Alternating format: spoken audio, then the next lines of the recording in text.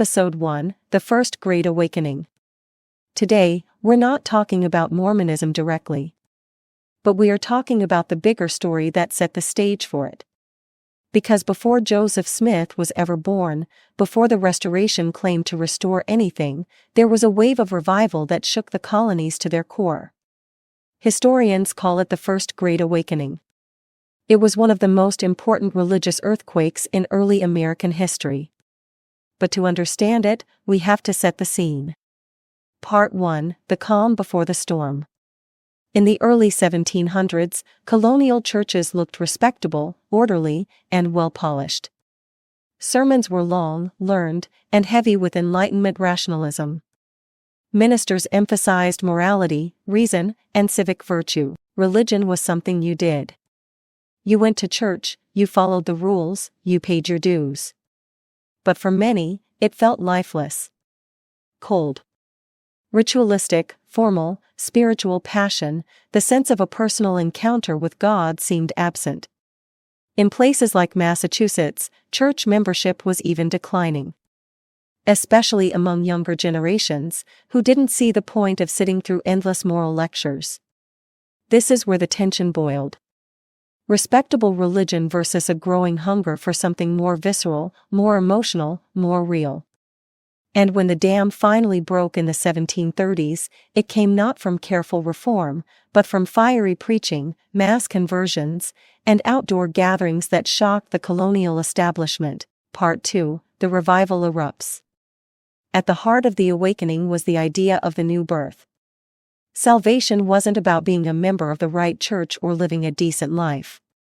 It was about a personal, life-changing conversion. Preachers insisted you had to experience God for yourself, to feel the crushing weight of sin and the overwhelming relief of forgiveness. This message cut across class, age, and education. Farmers, servants, women, children, anyone could encounter God without clergy standing in the way. Religion became democratized. And the preaching itself? It was nothing like the formal sermons of the old lights.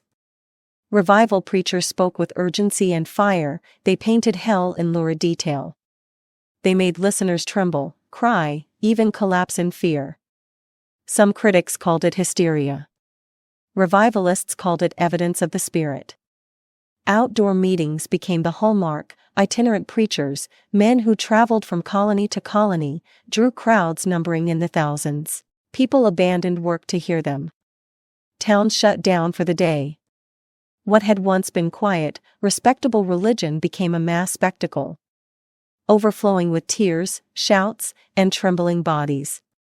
Part 3: Those Who Made an Impact. Jonathan Edwards and the Fire of Grace. One name stands out at the beginning: Jonathan Edwards, minister in Northampton, Massachusetts. Edwards wasn't flashy. He spoke in a steady, almost monotone voice. But his words, carefully reasoned, yet piercing, cut deep. His most famous sermon, Sinners in the Hands of an Angry God, 1741, described humanity dangling over the pit of hell like a spider over a fire, held up only by the thread of God's mercy. To his listeners, it was terrifying. Some wept, some screamed, others collapsed in despair. For Edwards, this was the point: before grace could save, people had to feel the horror of judgment. But Edwards wasn't just fire and brimstone. He was also a profound thinker. He argued that true religion was not ritual, but a transformed heart. A cold, outward Christianity was worthless. Only an inward rebirth mattered. In this, Edwards crystallized the awakening's central message, that salvation was direct, personal, and urgent. George Whitefield and the Showman of God. If Edwards was the mind, George Whitefield was the thunder. An English Methodist preacher, Whitefield toured the colonies in the 1740s, and his arrival was like a religious rock concert. His booming voice could be heard by thousands in open fields. Benjamin Franklin, no fan of religious fanaticism, once tested how far Whitefield's voice could carry. He confirmed that tens of thousands could hear him unaided.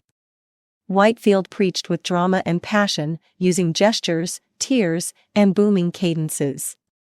His message was simple: you must be born again, but his delivery made it unforgettable. Farmers left their plows, merchants closed their shops, whole towns turned out.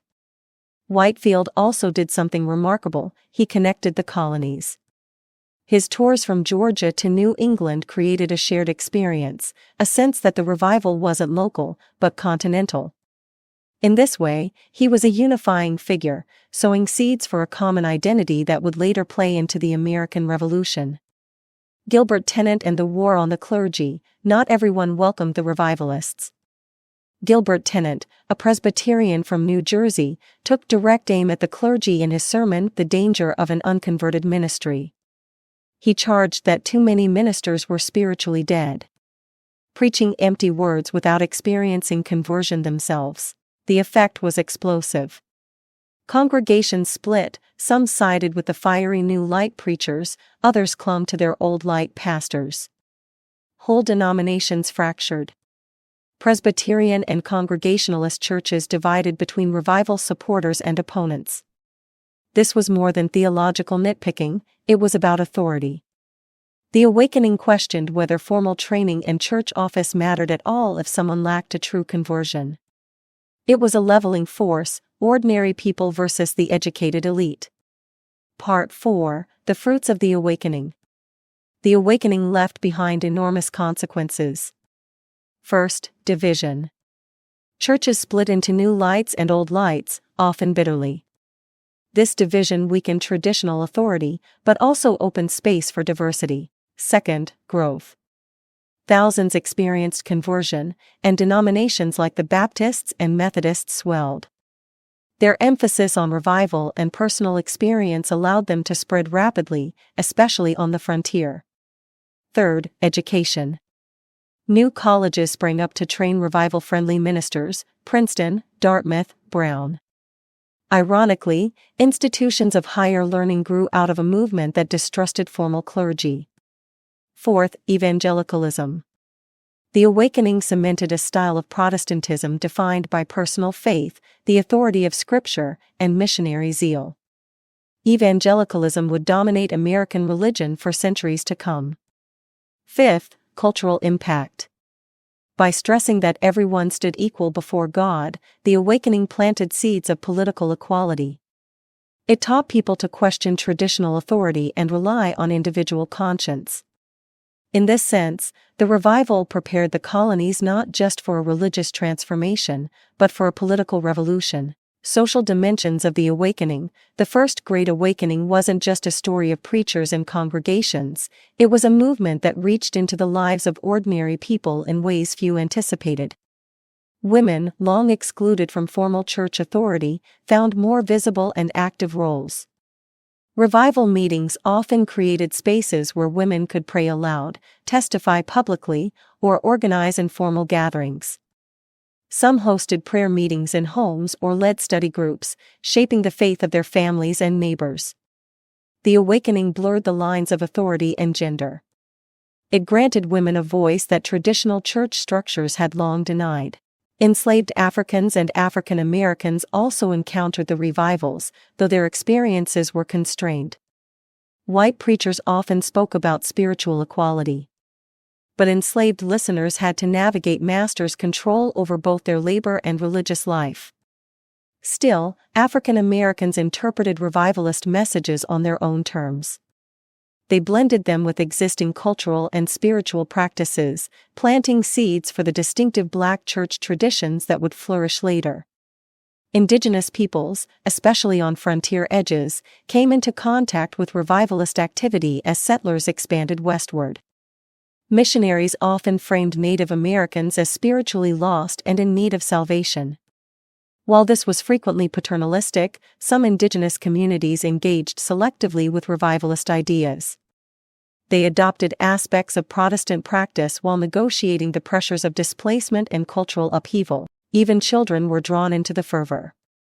Revival meetings addressed entire families, emphasizing the urgency of personal salvation from a young age.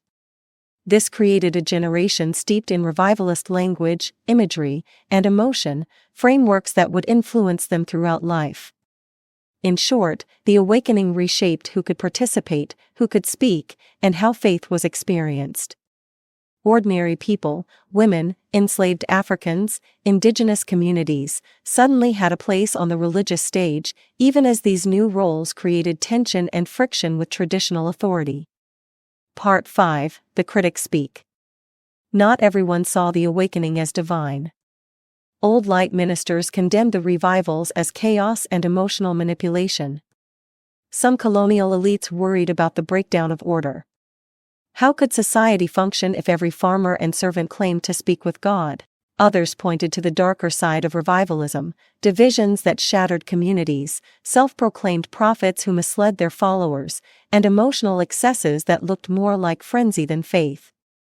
This tension between revival and restraint, enthusiasm and order, would never fully disappear. It became a recurring feature of American religion, surfacing again in the Second Great Awakening and beyond. Part 6. A Fire That Still Burns. The First Great Awakening was not a footnote. It was a turning point. It shattered the calm of colonial religion, democratized spiritual authority, and gave birth to an evangelical culture that still shapes American life. It taught ordinary people that they didn't need church elites to encounter God. It built networks that tied the colonies together. And it left behind a spirit of questioning authority that would echo in the revolution itself.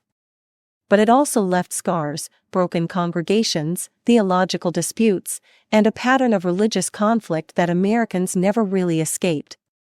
So when Joseph Smith appeared a century later, claiming visions and revelations, he wasn't inventing revivalist culture out of thin air. He was stepping into a tradition already shaped by Edwards, Whitefield, and Tennant. A tradition where fiery preaching, personal conversion, and challenges to authority had long since taken root. The First Great Awakening, in other words, was the soil out of which Mormonism, and much else in American religion, would grow. I hope you learned something new. Smash that like button, hit subscribe, and follow for more no-fluff, ex-Mormon content that cuts through the faith-promoting fog. Thank you for watching. This has been the Ex-Mormon Informant, and I'm your co-podcaster, Jenny, signing off. Stay curious, stay informed, and keep questioning the stories you've been told. Thank you for watching. This is the Ex-Mormon Informant, signing off.